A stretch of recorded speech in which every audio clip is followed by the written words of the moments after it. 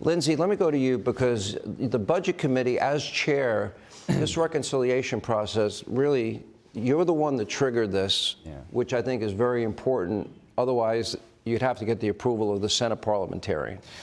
Well, so it's our belief that elected officials should make big decisions, not unelected bureaucrats. I like the parliamentarian, but it's not her decision to set the baseline, it's mine.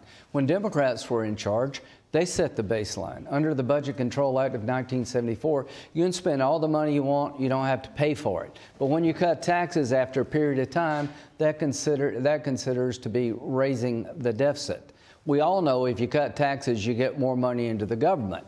We all believe that. So by 53 of us got together and we changed the way the Washington works. From here on out, taxes will be treated as spending. They will be considered not to expire. They don't add to the debt. They add revenue to the government. I made that decision, and all these guys back me up. Huh? The Trump tax cuts are scheduled to expire. In December. What does it mean? $1,900 per family. If you're in business, you're going to lose your deductions, expensing. Child tax credit goes down by 90. We're playing with real bullets here. I just say this. The debt ceiling, the debt extension, as President Trump called it, we got to pay the credit card bill that comes due. If we don't put it in this bill, and we have to get 10 Democrats in the Senate to extend the debt ceiling, the price they will want will be unbelievable. They will extort everybody here. They will extort President Trump to the people watching tonight. We got a chance to make the tax cuts permanent, fully fund the border, help the military, get the debt ceiling extended without one Democratic vote, only if reconciliation works. 4 times in 100 years. If we screw this up, you should be really pissed. We can't afford to screw this up. Senator Cotton, your take, and where do you think we are in the process?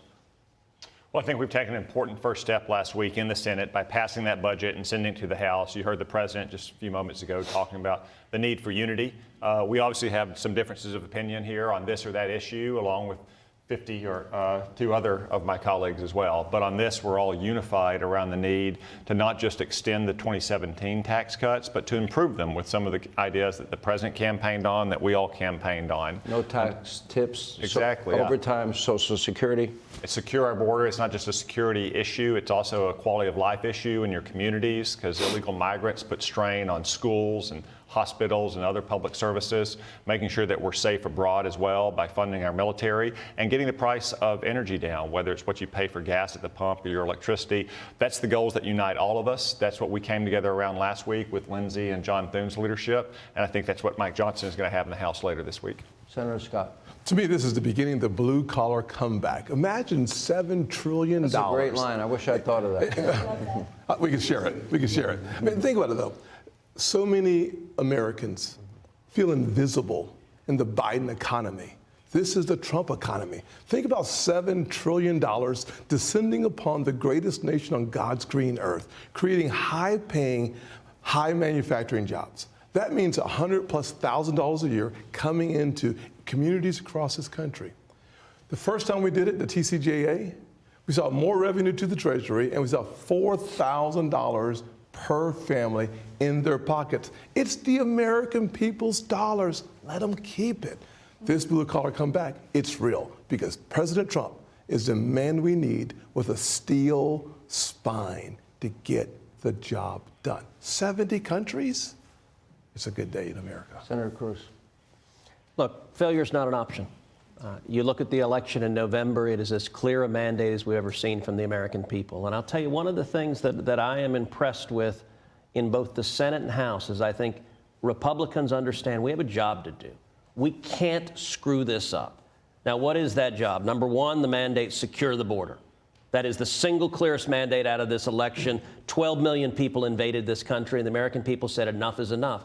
And I got to say, by the way, my favorite line from the President's State of the Union address is when he pointed out, he said, you know, Joe Biden stood up here a year ago and said he couldn't secure the border without new legislation. Well, it turns out we didn't need new legislation. We just needed a new president. We've seen illegal border crossings drop 98%. That's delivering on results, but now it's our job to come and provide the funding to build the wall, to put in technology, to put in Border Patrol, to put in ICE, to make sure that we keep our families safe and secure. When it comes to energy, the American people are fed up with high energy costs. We want America to lead the world in energy. When it comes to rebuilding the military, you're right, it is a dangerous, dangerous world. And when it comes to the tax cuts, we're going to extend the tax cuts. It's going to be bumpy. It's always bumpy, and particularly with the House, which has an excruciatingly small majority.